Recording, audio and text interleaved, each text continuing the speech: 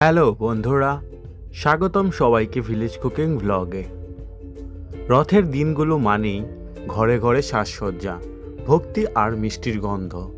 এই শুভ মুহূর্তে আমি নিয়ে এলাম সবার প্রিয় খাজা।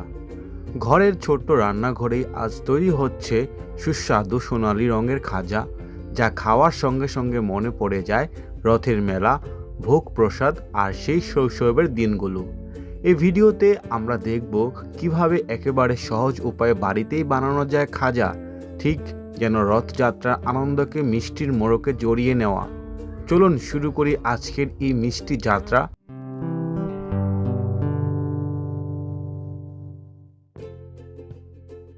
ময়দা, তেল, লবণ আর চিনি, ঠিক এই কয়েকটি জিনিসেই মিশে তৈরি হবে এক অমৃত স্বাদের খাজা, যা হৃদয়ে এনে দেবে মেলার গন্ধ।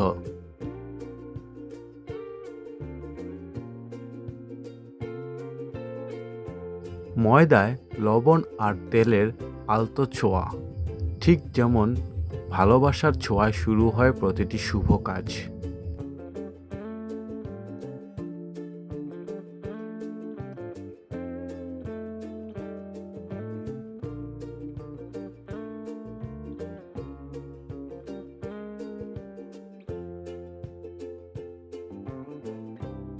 এবার অল্প করে জল দিচ্ছি আর মেখে নিচ্ছি একদম পারফেক্ট খাজার ডো। মসৃণ তবু টাইট, যেমনটা দরকার একদম খাস্তা খাজার জন্য।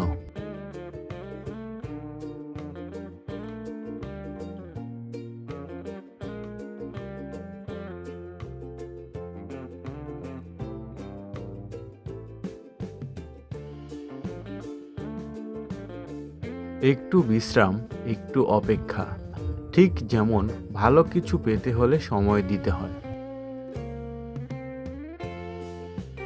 চুলার ওপর বসলো ফ্রাই প্যান, আর তাতে পড়লো চিনি আর জল। এবার ধীরে ধীরে তৈরি হবে খাজার সেই জাদুকরি শিরা, যা খাজাকে বানাবে মিষ্টির রাজা।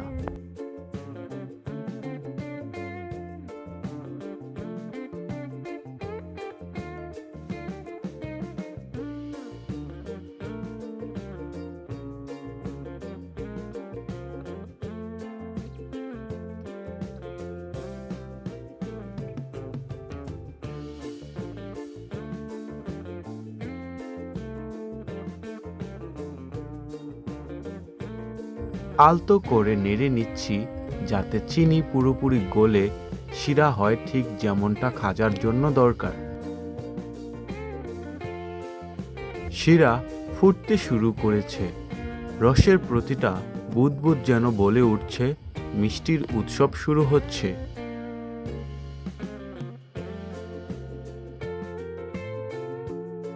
দেখুন, শিরা হয়ে গেছে একদম পারফেক্ট, না বেশি পাতলা না বেশি ঘন। খাজা ডুবালেই মিষ্টি রসে ভরপুর হয়ে উঠবে।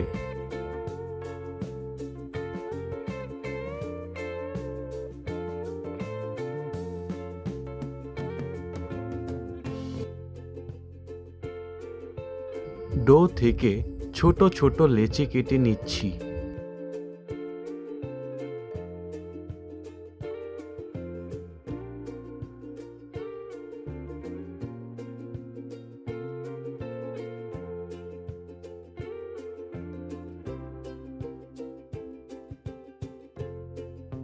লেচিগুলো নিয়ে এক এক করে রুটির আকার দিয়ে দিচ্ছি।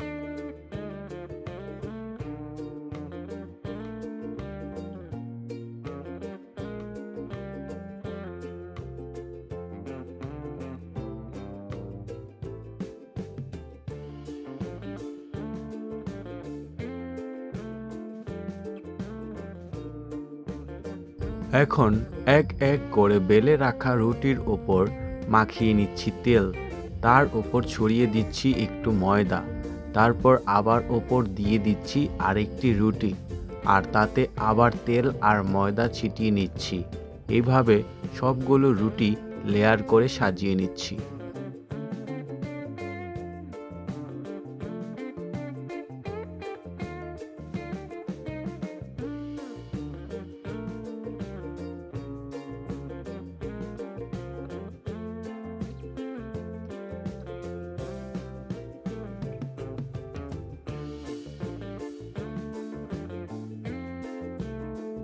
লেয়ার করা রুটিগুলো একসাথে তুলে রোল করে নিচ্ছি এবার।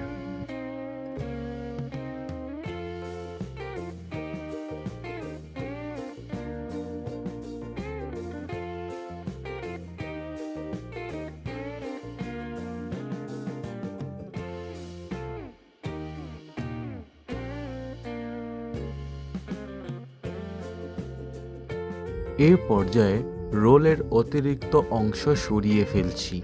তারপর একটি চাকুর সাহায্যে এক এক করে ছোট ছোট টুকরো কেটে নিচ্ছি।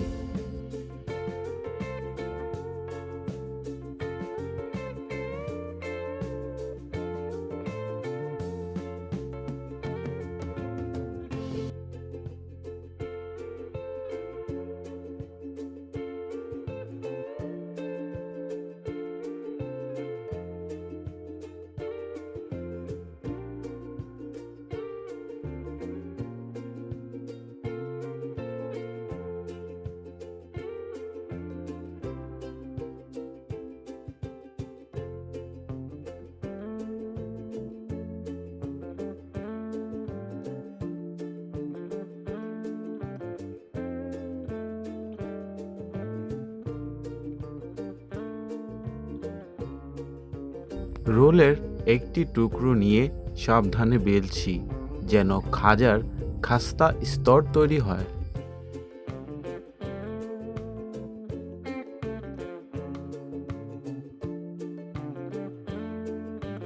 প্রতিটি টুকরোকে বেলে নিয়ে খাজার ঐতিহ্যবাহী আকৃতি দিচ্ছি, যেন প্রতিটি টুকরো হয়ে ওঠে এক টুকরো মিষ্টি শৈলী।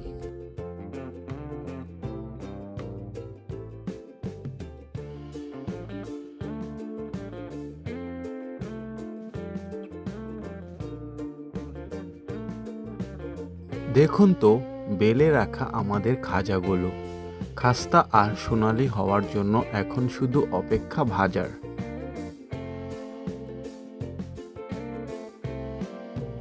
আবার ফিরে এলাম চুলার পাশে। কড়াইতে উঠেছে তেল, গরম হতে শুরু করলো, আর একটু পরেই সেই কাঙ্ক্ষিত মুহূর্ত, খাজা নামবে তেলে।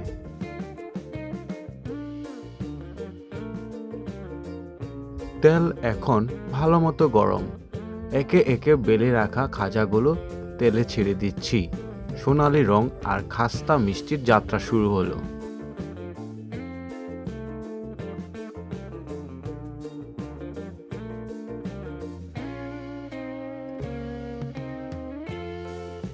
একটা পাশ সুন্দর সোনালি হয়ে গেছে, আলতো করে উল্টে দিচ্ছি। এবার অপর পাশটা ভাজা হবে খাস্তা আর পারফেক্ট।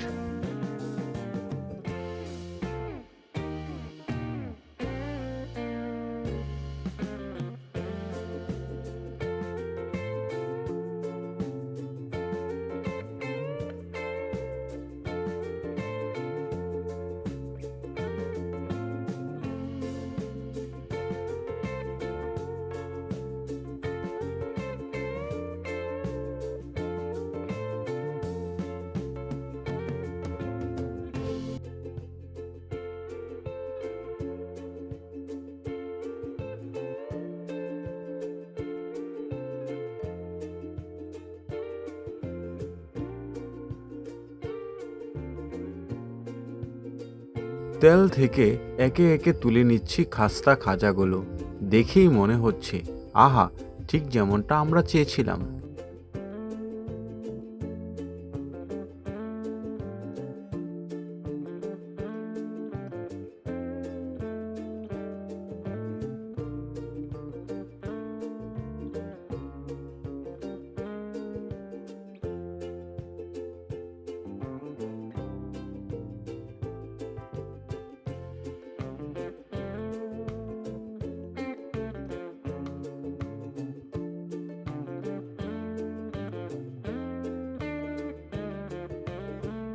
ভাজা খাস্তা খাজাগুলো এখন একে একে ডুবে যাচ্ছে মিষ্টির শিরায়, যেন সোনালি শরীর পেয়েছে মধুর স্পর্শ, আর তাতেই পূর্ণ হচ্ছে রথের আনন্দ।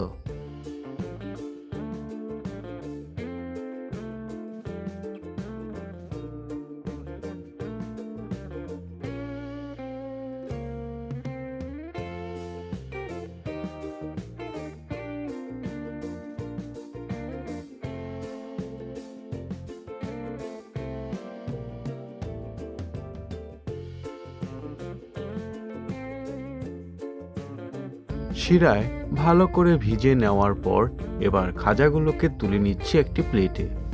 খাস্তা বাইরেটা আর ভিতরটা ভরপুর মিষ্টিতে।